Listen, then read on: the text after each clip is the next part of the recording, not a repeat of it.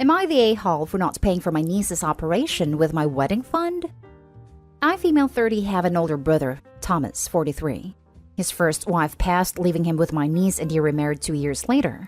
My dad and uncle inherited 2 lands from my grandfather. Dad left his land after it was split from me and Thomas, but Thomas sold it without my knowledge and kept all the money for himself. I couldn't do anything about it because I barely had money for college, and because sister-in-law said if I tried to do anything about it, I'd never see my niece. But I went no contact and couldn't establish a relationship with my niece anyway, even though I used to take care of her when she was little. She's now 16, born with a health condition and had her first operation at the age of 1. I later inherited the other land my uncle had after he disowned Thomas.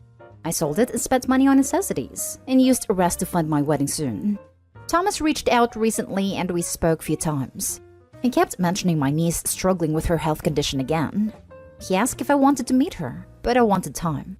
After a few more conversations, he said he needs help paying for her upcoming surgery, and asked if I could help with money.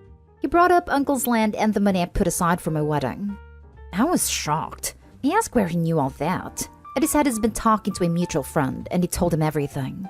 This mutual friend said Thomas spent the money from the land on several expensive golfing trips and anniversary celebrations with his wife, and is now in debt, struggling to pay for my niece's medical expenses.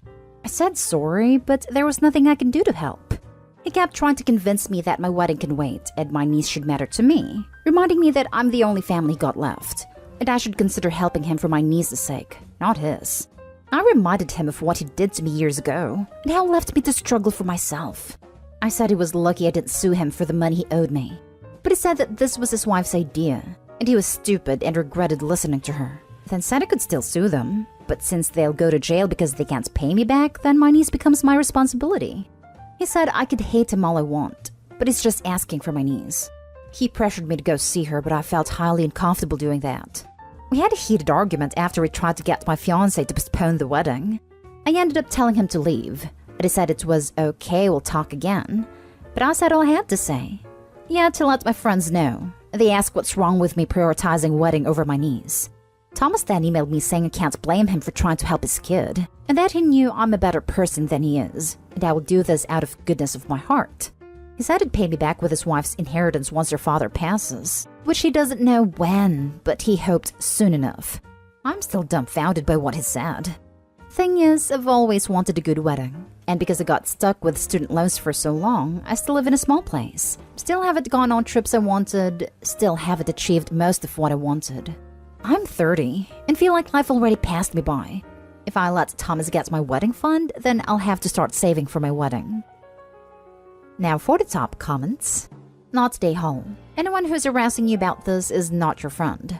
It may be that he has given them a twisted version of his narrative and you can clear that up. But if they continue to harass you about delaying your wedding and giving your money to your brother for his child, then they're definitely not your friends.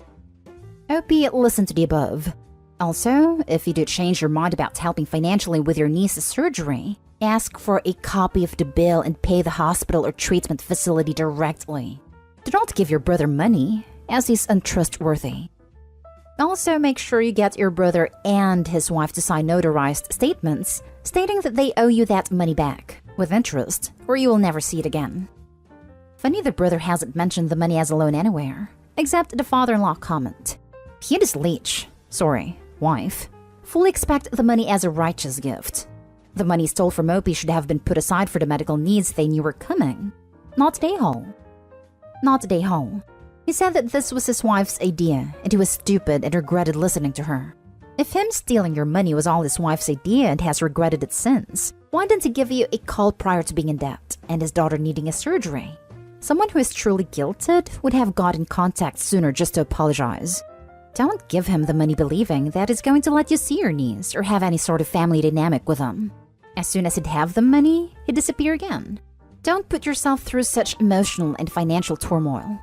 If you have rented a food, venue, cake, etc., have passwords with the vendors in case he even tries to call them saying that the wedding has been postponed/cancelled. He's crossing lines by talking to your circle.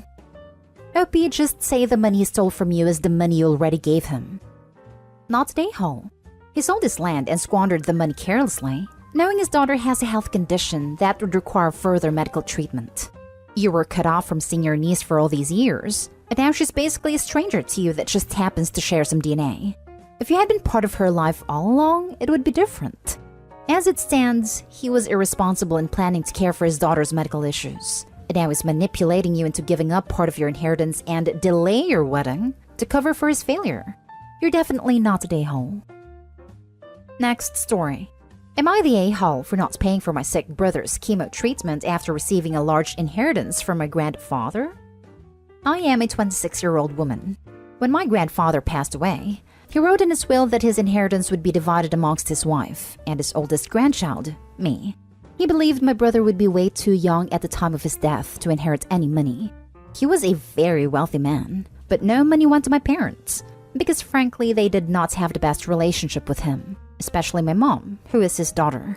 Not that they needed it anyways. My parents have plenty of money already. I spent a lot of time with my grandpa, and we got along well. I'd say even parented me better than my parents ever could, and I was devastated when he died. When I got my share of the inheritance, I expected a lot of family who never talked to me before to suddenly start asking for favors. And they did, especially my parents for some reason.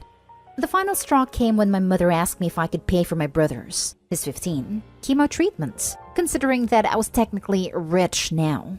I had never had a large amount of money, even with having wealthy parents. And as soon as I turned 18, they kicked me out and decided I needed to live on my own. My father gave me $1,700, and that was it, and they hardly talked to me. In fact, you could say they are the reason my grandfather gave me this money in the first place. He would always bring up how I seemed to be struggling. Finally, I thought of this, turned to my mother and basically said that my brother was not my responsibility, and that they have plenty of money to pay for his chemo treatments. Because now that I'm basically set for life, I would like to spend my money getting myself together and preparing for my own children. I told them I still loved him, but I just couldn't take on the responsibility of a child that I didn't even birth. Heck, I spent most of my childhood raising him when they didn't want to, and I was done being responsible for him. Of course, this didn't go over well with her, and she started yelling and cursing me out over the phone. I hung up, not wanting to hear another word of it.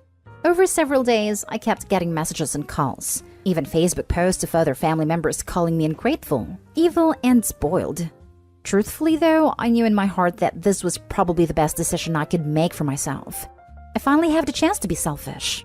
I didn't want to be used by my parents anymore. My brother will be fine as they have the money to do it themselves. They just want to once again throw that responsibility on me. Am I the a-hole?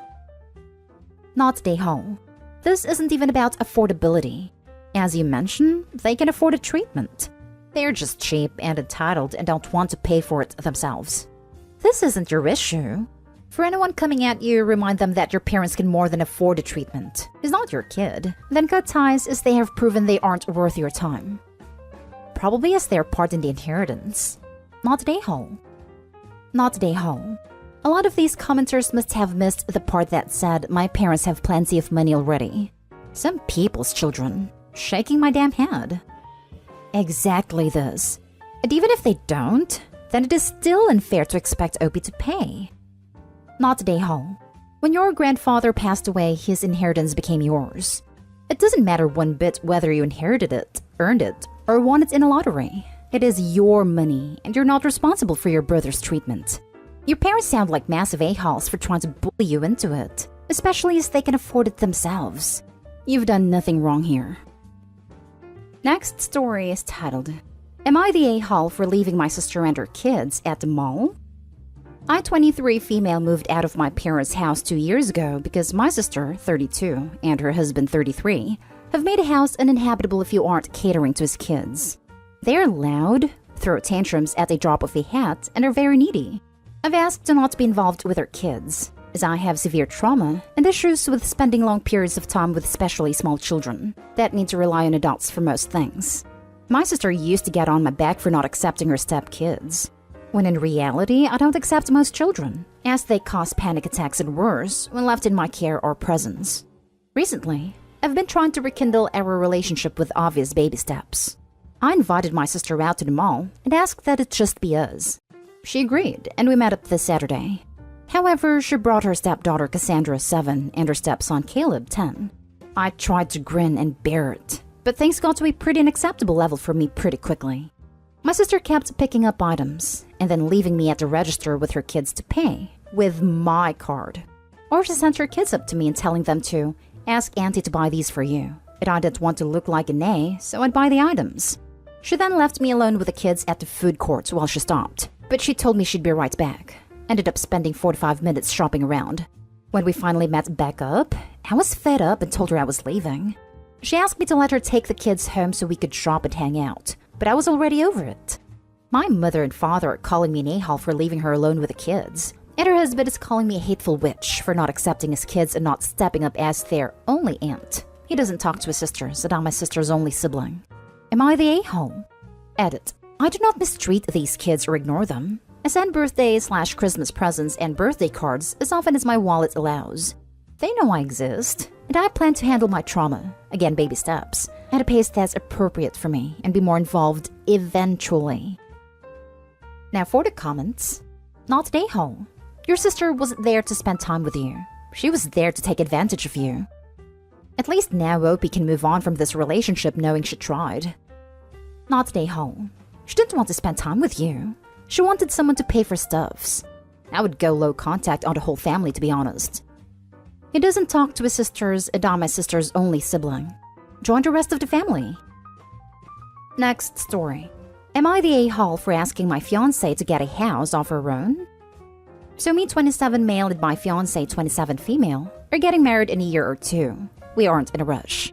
We've been talking about finances and stuff like that. And we've been having some honest conversations about the future, specifically what we do in case of a divorce.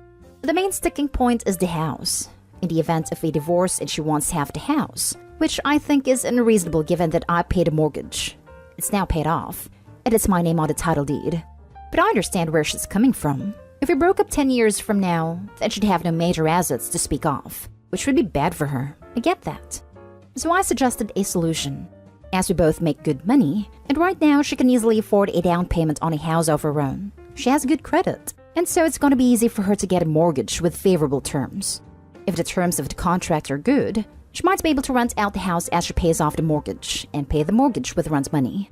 This, in my eyes, is a win-win scenario. If we stay together, she gets an asset that she can sell or do whatever she wants with. And if we break up, she has a house. But she's having none of it, and tells me that I can't tell her how to spend her money. I mean, fair enough. So I asked her to sign a prenup, which basically said that in the event of a divorce, the house would be mine and all other assets of any would be split equitably. She's refusing to sign that as well, saying that I should just trust her. I do, but having a backup plan would make me feel much better and calm my nerves. I said that I'm not going to put myself in a situation where there's even a remote chance that I might lose the house that I've worked hard for. It's one of my red lines. So am I the a-hole? Also, we live together right now, and we split everything 50-50 including housework. We cook for each other on alternate days and we eat out for one day. Not an a-hole. She didn't put a dime into the house. Why should she expect to get half of it if you split up? Marriage law is weird. She wouldn't get half the house, but she would be entitled to half of the appreciation of the house. So if the house is worth $100,000 when we get married and if it's worth $600 when we split up, then I'd be on the hook for $250,000, which I might not have in cash. So I might have to sell the house to pay the $250,000. All that depends on how much the house appreciates. If you are already planning a divorce, then do not get married without a prenup. That would be a terrible financial decision. No one plans to get a divorce when they marry, just like no one plans to have a house fire or for a tornado to rip the roof off the house. Yet sometimes it happens, and if it does happen, it's dumb not to make sure that your assets are protected. Info. What would you do with the house? Why not let her buy half of your house or you win this equally? Or sell it and buy one together? If you're going to retain sole ownership, then she shouldn't pay anything for maintenance/renovation/upkeep. Is this your plan? Now for the last story. Am I the a-hole for refusing to pay back my parents for sending me to a private school when I was 12/13? So, my 17 female parents used to be very strict growing up. When I first started secondary school, I used to be a rebellious child, which is something I have always admitted and apologized for. It is also a phase I have grown out of a pretty long time. Because of my actions, My parents decided it would be a good idea to send me to a strict private school which they think improved my behavior, but in all honesty, I think I've just grown up. My dad first brought this up a few years ago when I was 15, that I need to pay back $20,000 for the school fees. And at first, I genuinely thought he was joking. But now he's bringing it up again and again, especially now that I'm earning my own money. I would maybe understand them if I was still misbehaving, but I literally get straight A's and A+. Haven't had a detention in forever and never answer them back. I don't understand why my parents are asking me to pay this money when they're the ones that sent me there in the first place. I can't believe I'm already in debt by my own parents, and I haven't even started college yet. Would love some input if I'm overreacting and how I should approach them when they bring it up again. Not day home. My flip response is laughing in their face about expecting to be paid back, as a way to approach them bringing it up again. I guess reality would be no. I feel you made a choice to do that I was a child then. You weren't in debt to them. Tell them to take it small claims. Not really. I hope he doesn't owe this money. Also, they sent her for being rebellious, which was probably normal behavior. Not stay home, and don't even think about paying anything. That was their choice. Until you were legally adult, they are responsible to feed and clothe you, provide safe roof over your head, and education. Not stay home. Your parents were the ones who chose to send you to the school.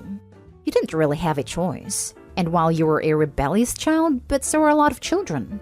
Talk to them and explain that since it was their idea to send you to the school, then it is on them to pay for it. As paying for things that they believe would better their child is, in a way, their jobs as parents.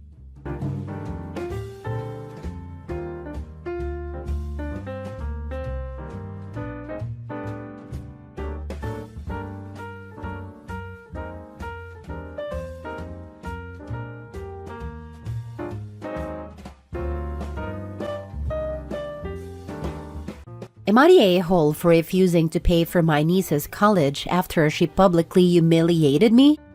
I, 45 female, am child-free by choice, but have always been close to my brother, 47 male, and his daughter, Emily, 18 female. Over the years, I've saved up a decent amount of money, and I offered to help pay for Emily's college when the time came. She's a smart kid, and I wanted to give her opportunities I never had growing up. Everything was fine until last month.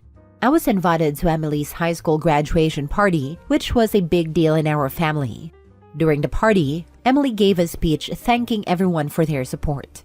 She thanked her parents, her grandparents, even her friends. Then she paused, looked at me and said, "And a big thanks to Aunt, me, for not having kids, so she could spoil me like I'm hers. Must be nice having all that extra money and no responsibilities." The entire room laughed, and I froze. I could feel everyone looking at me, and all I could do was smile awkwardly. I've heard jokes about being child-free before, but this felt cruel and unnecessary, especially since I've sacrificed a lot to save for her future. My brother and sister-in-law laughed too, which hurt even more. After the party, I confronted Emily privately. She rolled her eyes and said it was just a joke, and I needed to lighten up. My brother brushed it off, saying, "Teenagers can be dumb. Don't take it personally." I've spent weeks thinking about this, and I've decided to withdraw my offer to pay for her college. I feel like she doesn't respect me or the efforts I've made to support her. When I told my brother, he blew up at me, calling me selfish and accusing me of punishing Emily for one harmless joke. Emily hasn't apologized, and now I'm questioning if I'm being too harsh. Am I the a-hole? Now for the top comments. When they demand the money again, tell them you have bought yourself a holiday home and the money is gone. When they complain about you letting them down, tell them it's one of the perks of having no kids. You have no responsibilities to anyone. Not the a-hole. No. When they ask for the money again, just simply say, "I didn't mean it. I was always only joking about the college fund." As if I'd pay for my brother's kids' education. That's his responsibility. She hasn't apologized, which means you are not being too harsh. I understand a teenager stupid joke scenario, but if she does not apologize and repent for humiliating you, even if that was not her intention, then you still are not harsh enough. Do not cave. Have some self-respect and teach this kid and her parents that actions have consequences. Let them deal with them. Grow a spine. Driving under influence might be a teenager's stupid mistake, But after the accident and the innocent people unalived, the consequences will not disappear just because you are a stupid teenager making a mistake. Life does not work like that. I feel the same. It's the lack of apology that seals that OP is being disrespected. It's not hard to apologize when something said is intended differently than it's heard. Niece is young, but when she realized she'd hurt her aunt, an apology was the right thing. Or even a conversation about what she said and what she meant. It's not hard to apologize when something said is intended differently than it's heard. Exactly. I wanted to believe at first she tried to joke but failed miserably. Now I only see disrespect and disdain for her aunt's lifestyle. If so, she does not deserve OP's money and time. Emily is parroting the hateful BS your brother has been talking about you. Not the a-hole. Spend it on yourself. Next story. Am I the a-hole for telling my mom she'll regret picking her husband over her children? I, 23 female, and my husband, 22 male, moved in with my mom over the summer to help my mom with her bills and to help take care of my 3 younger siblings. The main reason for this move was because I did not want her to get back with her boyfriend that she had been dating on and off for the past 7 to 8 years. Not long after we moved in, she starts talking to him again after repeatedly telling me she was never going to get back together with him. She then goes on to marry him, and since then has taken on this mentality that she is his wife and has responsibilities towards him, so she has to be with him 24/7. Which in turn meant to me and my siblings that we would see her less, because he does not live with us. Ever since she got married, she goes directly to him after work, and the only time my siblings see her is in the mornings when she takes them to school. She's not even home during the weekends. Recently this past weekend, me and her ended up arguing over text, because my siblings missed their mom and wanted to see her. She then chooses to, instead of coming to see her kids, to call them and tell them that she is too busy to see them, and that when she was there, that all they did was play video games. But now that she is with her husband, they suddenly miss her and want to spend time with her. This made my siblings sad, which naturally made me step in and tell her off. I told her she can't be serious right now, and that obviously her children are going to miss her. That even though they might have a roof over their heads and food, that doesn't mean they don't still need their mother's presence more than just a few minutes in the morning when they're going to school. I told her she can't seriously be picking a man that has literally shown he does not care about her over her children who do love her. She responded by telling me the same thing she told my siblings, that when she was with us, that my siblings didn't appreciate her and that they just spend their time playing games. I'm like, be so for real. You're resenting them as if they're not literally children. Where's that energy with that man that has literally done nothing good for us? She's like, oh, so I'm a bad mom. Okay, that's fine. You'll regret your words one day. She then hangs up on me and refuses my calls and texts my sister telling her she's not going to talk to me.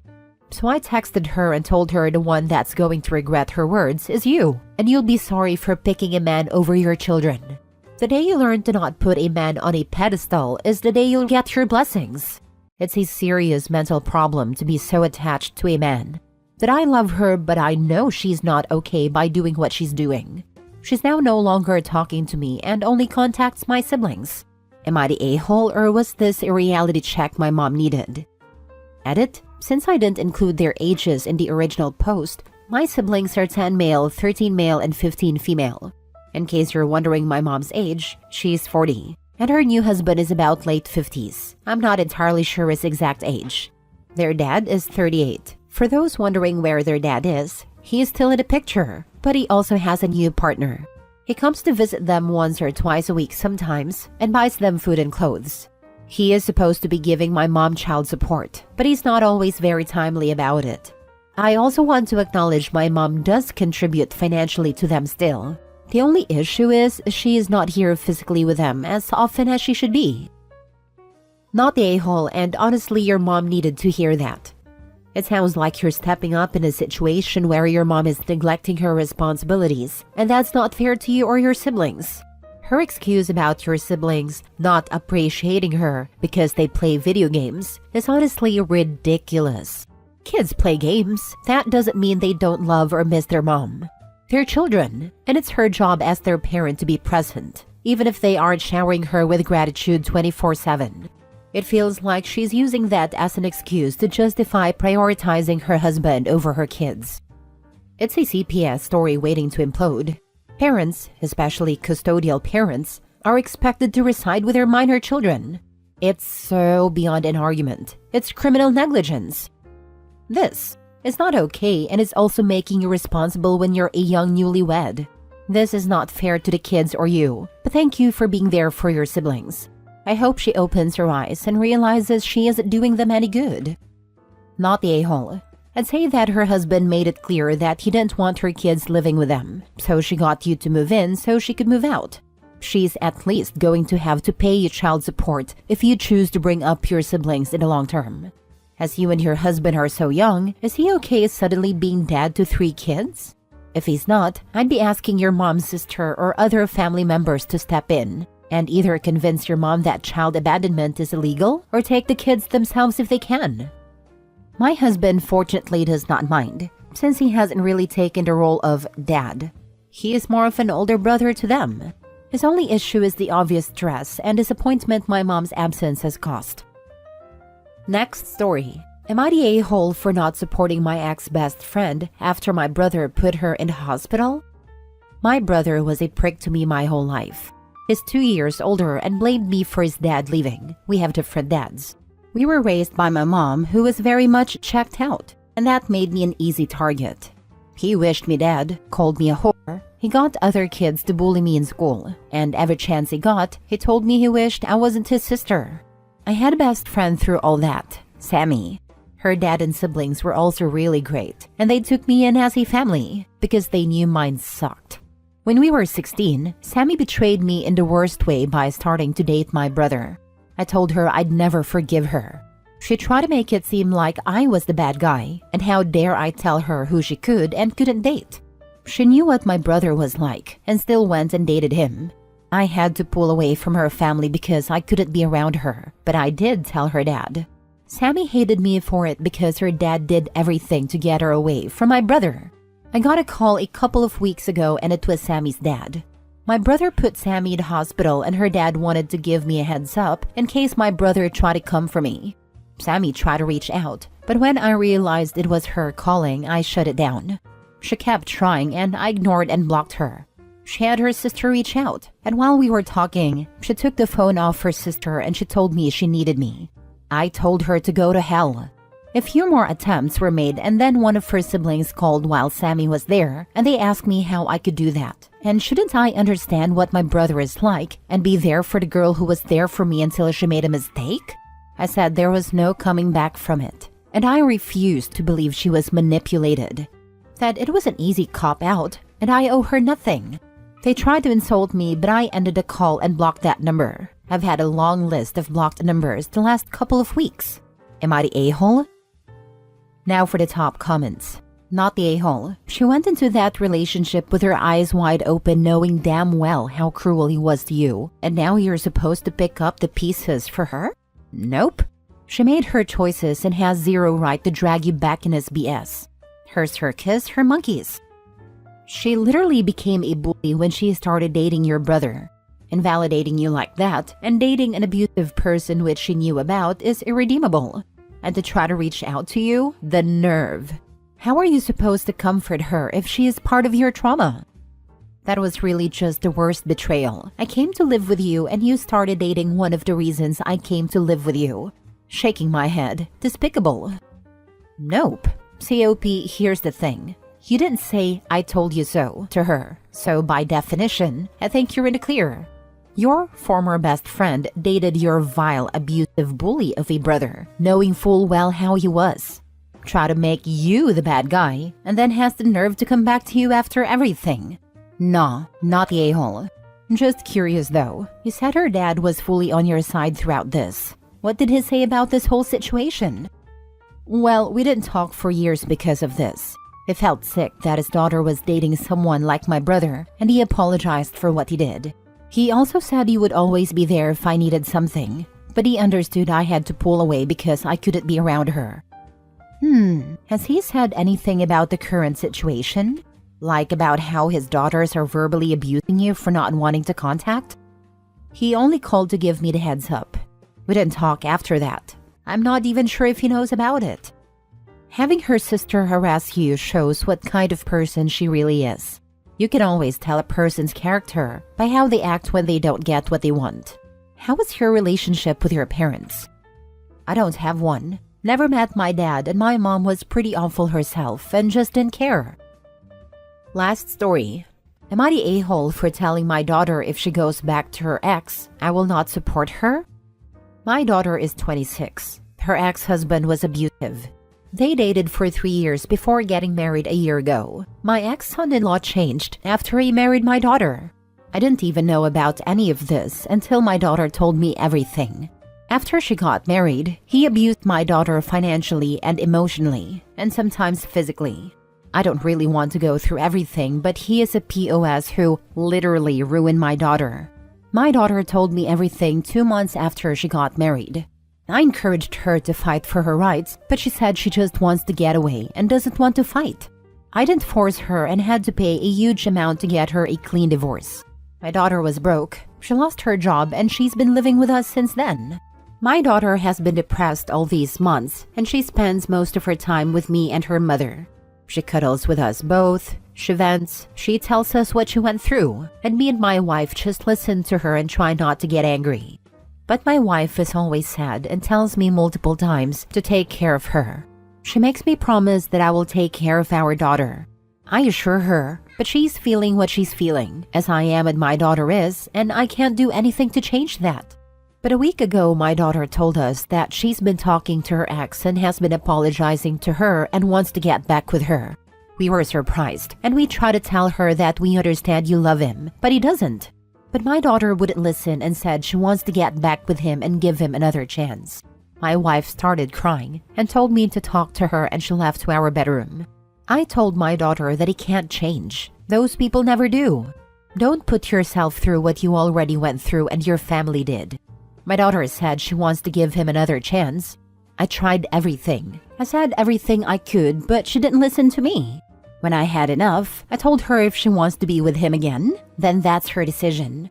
But I wouldn't be able to help her again because I am already drained, and I still have to think about retirement and take care of her mother. She cried and hugged me. I told her that I am with her. I think about her, but I also have to think about her mother. She's suffering as well. My daughter didn't say anything, just hugged me and cried, ate, and went to sleep. And she started avoiding us both and stopped interacting. She just hugs us and go back to her room. When I told my wife what I said to our daughter, she got angry at me and said I shouldn't have said what I said.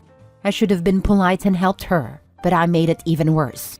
I told her that she should have talked to her instead, and my wife also has been angry with me ever since.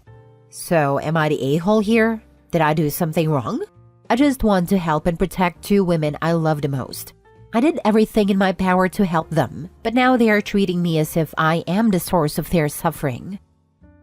You should advise your daughter to read Why Does He Do That by Lindy Bancroft before she gets back with her ex. It describes the cycle of abuse and the types of abusers, and could be a great tool to help her truly realize the gravity of her situation. You can find free PDF versions of it online, and get her into therapy if it's financially viable. This is a good example of the abuse cycle. It goes like this: tension, incident, reconciliation, and calm. She has gone through the calm when they first got together. Then there was tension. Then a certain incident where she moved out and moved in with you. Now the ex is love bombing, saying he has changed and things will be great. And they will be for a while. Then the tension will creep in, and then there is some incident. And boom, she's back home. She is angry with you because she wants to believe that everything is going to be good and that this cycle doesn't exist. But you can see the writing on the wall. It will get back to where it was. It is easy to blame other people, not yourself. That is why you pointing out that they are not good for each other brings their wrath to bear. At this point, all you can do is be there to pick up the pieces. One strategy of abusers is to isolate them from source of support, so if they try to leave, they have no place to go. Exactly. You need to be there for the next time because there will be a next time. Maybe suggest that you would be more supportive if they do couples therapy before any major decisions such as moving back in together. In any regards, your daughter needs therapy to get over the abuse and regain a self-worth that has been taken from her. And what is your wife doing other than complaining? The daughter inherited her immature character from her mom for sure. OP sounds like he is babysitting two grown kids.